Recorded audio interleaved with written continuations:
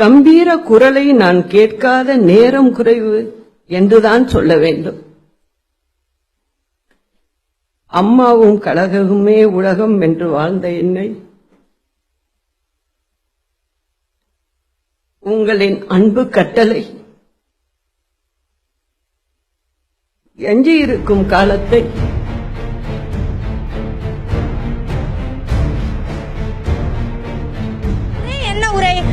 அம்மாக்கு நான் 33 ஆண்டுகளா இருந்தேன், என்னால தாங்க முடியல, எவ்வளவு நாங்க அவங்களை காப்பாத்துறதுக்கு முயற்சி பண்ணோம். நீங்க சொல்றீங்க என்ன முயற்சி பண்ணீங்கன்னு தான் எங்களுக்கு தெரியல. அந்த அம்மா கிட்ட இல்லாத காசா, அந்த அம்மா கிட்ட இல்லாத பதவி பலமா, ஏன் வேற நாட்டுக்கு கூட்டின்னு போய் அவங்களுக்கு சிகிச்சை கொடுக்கல?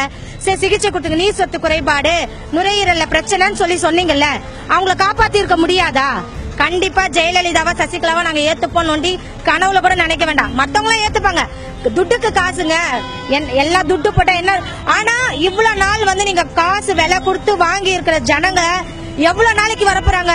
காசு தீர்ற வரைக்கும் இருப்பாங்க, பணம் தீர்ற வரைக்கும். உண்மையான தொண்டர்கள் யாரும் கடைசி வரைக்கும் வருவாங்கன்னு நினைச்சு கூட பாக்காதீங்க. கண்டிப்பா தெரியும் என்ன நடந்திருக்குன்னு. முதலா இன்னைக்கு அந்த அம்மா உரையாட்டினாங்க. அதான் எழுதி கொடுத்து படிக்கிறாங்க பார்த்து. ஏன்னா முதல்ல வந்ததுனால அது அப்படிதான் இருக்கும், அதெல்லாம் ஒன்றும் இல்லை. இப்பதான் அந்த அம்மா பொறுப்பு எடுத்துக்கிறாங்க. அவங்க தான் சொல்றாங்கல்ல, கட்சி அந்த அம்மா புரட்சி தலைவி எப்படி கட்டுப்பாடா வச்சிருந்தாங்களோ அந்த மாதிரி நான் வச்சிருப்பேன்.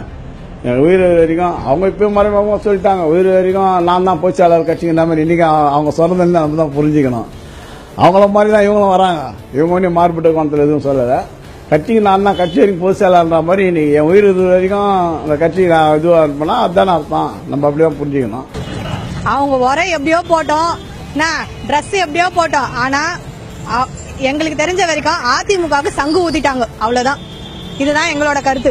அம்மா சொல்லிருக்காங்க, ஜெயலலிதா அம்மா சொல்லிருக்காங்க, என் கண்ணு கட்டின தூரம் வரைக்கும் எதிரிங்க தெரியவே இல்லைன்னு சொன்னாங்க. ஆனா எதிரிங்க துரோகிங்க எல்லாம் பக்கத்திலே வச்சிருந்திருக்காங்க அவங்க. அதுதான் உண்மை, நிதர்சனமான உண்மையும் அதுதான் நடக்குது. அவங்க பேசுறது அவங்க இருந்தா நான் பார்த்தேன் சொன்னாங்க. அவங்க இது வரைக்கும் 75 நாள் அந்த அம்மா பேசவே இல்லையே, ஒரு வார்த்தை கூட எடுத்து சொல்லலையே. 70 நாள் ராவட் ராவ் தூங்கி வந்தாங்க, ராவட் ராவ் கொண்டு போயிட்டாங்க.